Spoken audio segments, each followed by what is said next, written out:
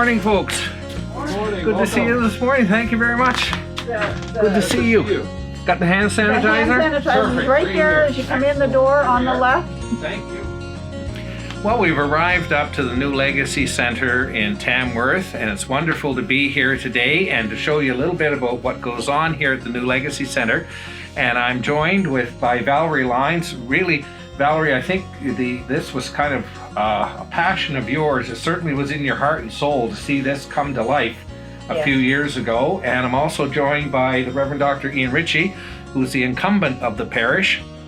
And it's just, like I say, it's just absolutely wonderful to be here. I'm recalling a Synod Council meeting a number of years ago that I chaired, where the delegation from Tamworth came to talk about this vision. And you could just see the excitement and the enthusiasm in the people who gathered to talk about that. So Valerie, I just want to start out by saying, can you tell us just a little bit about the vision behind this place and how it came to reality? In a short snippet, I guess. Well, the vision actually was a drop-in center with a food bank and clothing and books. And that's exactly what it is. We really don't have any space for any more than that, although this isn't the space that I saw in the vision, but that's okay. I mean, God works how God works. Exactly. And so, but we have expanded now to jigsaw puzzles. We have a jigsaw puzzle exchange program as well now that we didn't have before, and boots, footwear. And even in the vision, it involved volunteers from the community, not just from the church family. Yeah. And that is also what's happening. It's been quite a partnership that's built around the new Legacy Center with the entire community, Yes. and that's what we see in these ministries and mission opportunities that happen.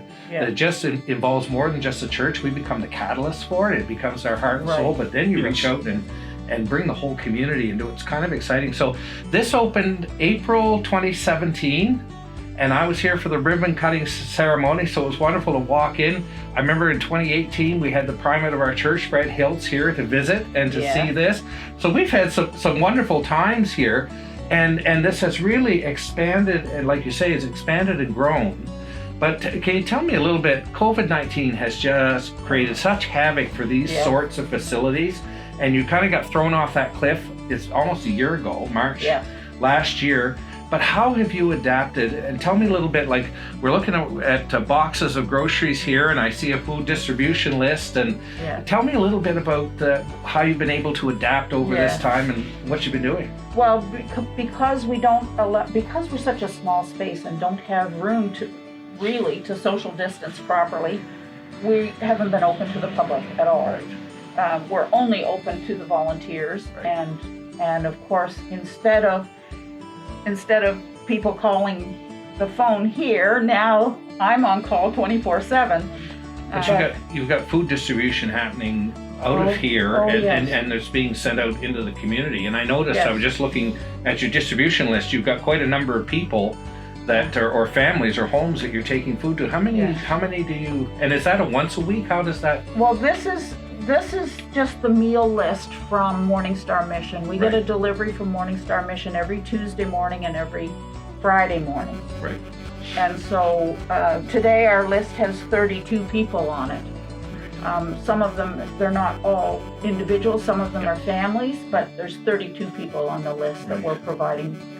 So we provide, through Morning Star Mission, we provide 6 meals a week to however many people, but today it's 32 that wanted meals today. I imagine for a lot of these people, because now over this past year, the isolation has been so difficult to deal with. So at least being able to come, there's some kind of human contact. I think that's been a real benefit of doing this ministry. And that's what we're seeing a lot with these outreach programs now, where you're really going out into the community to try to find a way to do delivery of different services. These are groceries, meals, but it also has a bit of human contact with that. So it's really, it's a wonderful work that you're doing here with that. And And Ian, the work that you're doing here and kind of continuing on with this. And I noticed your car arrived here today. Yes. And it's plugged in because one of the other things that New Legacy Center has is a car charging station. So anyway, how long ago was that put in, Ian? We put that in, I think it was 2 years ago now, because it's coming up to 3 years in April that I got my car, and we put it in the summer. So yeah, 2.5 years. 2.5 years.